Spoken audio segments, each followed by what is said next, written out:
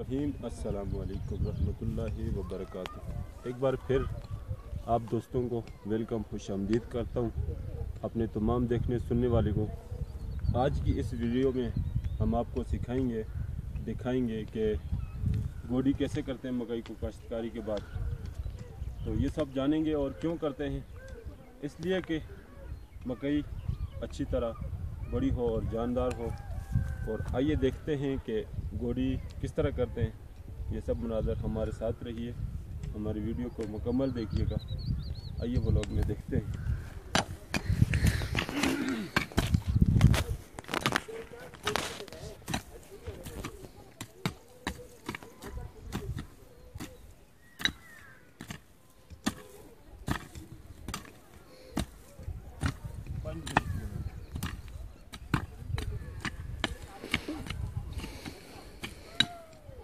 जनाब मोहतरम, मेरे देखने सुनने वाले अजीज़ों दोस्तों,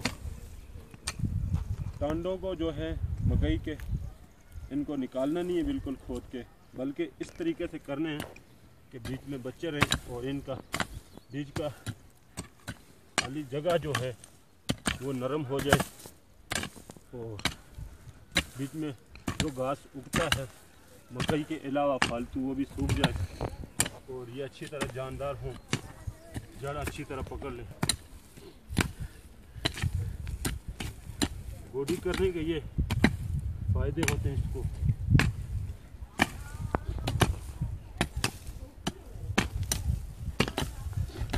फवायद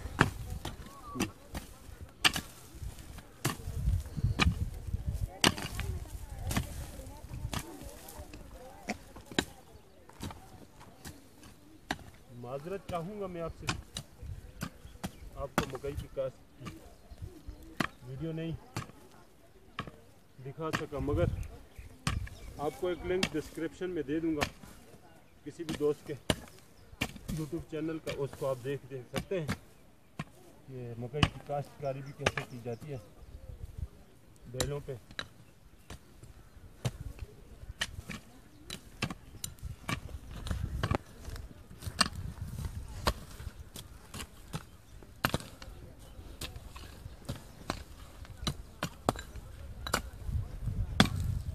मज़ीद इस तरह के खूबसूरत और देहात के काम काज के देखने के लिए हमारे YouTube को ज़रूर सब्सक्राइब करें, ताकि हम आपको ऐसे ही इलाके की खूबसूरती और देहात के काम काज के बारे में बता सकें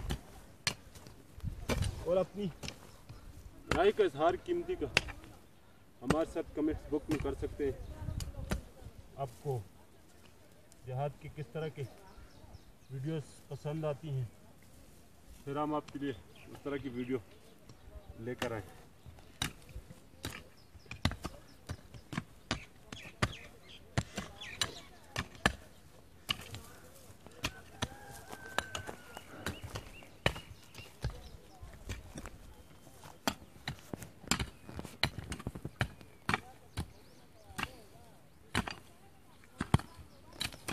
वैसे देखा जाए तो सबसे पहले मकई को पतली किया जाता है, जिसे गोजरी ज़बान में कहते हैं।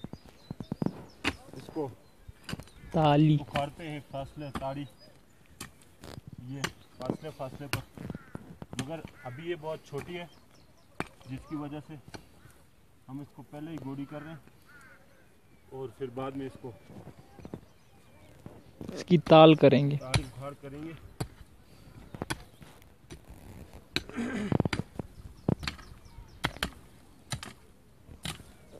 काश्त करने के बाद फौरन इस पर बारिश हो गई थी। खेत की सेहत होने की वजह से ये जल्दी बड़ी नहीं और ये जानदार नहीं है, इसकी वजह से अभी इसको थोड़ी ज़मीन नरम हो जाएगी हमारी गोडी करने से, और जो है ये एंडिंग पॉइंट 20 सेकंड, जानदार होगी, आखिरी 20 सेकंड। उम्मीद करता हूँ आज का व्लॉग भी आपको अच्छा लगा होगा, पसंद आया होगा। तो हमारे ज़रूर यूट्यूब चैनल को सब्सक्राइब करें।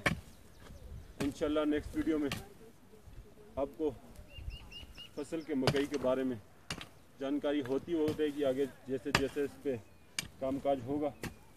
तो तब तक के लिए अपने भाई को इजाज़त दें। अल्लाह हाफ़िज़।